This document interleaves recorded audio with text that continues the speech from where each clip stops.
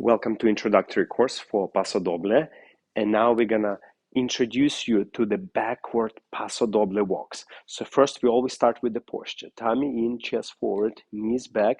Now use your hips to drive your body forward through the sides, through the middle area, through the hip. Now release one of the leg, and now send your leg back without losing your shape, without losing that hip forward motion. So just send your leg. Now from here, as we roll from ball to heel, we have a heel in front, very similar as in ballroom dancing. So from here, we send our leg, we roll to the ball of the foot, roll to the heel as your front heel release. Now from here, as our knee bends and collecting the foot under our body, we want to maintain our hips forward as much as we can. So now here in this moment is very similar, like an ending of our forward walk.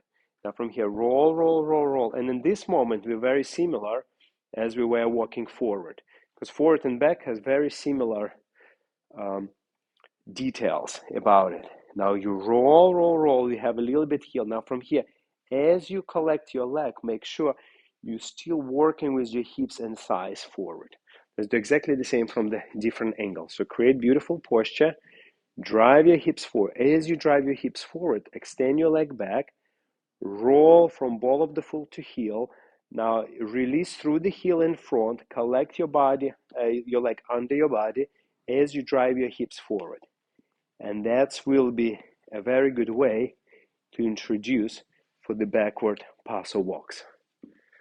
And in other my drills and technique videos, we're going to go more in depth. But these are just introductory.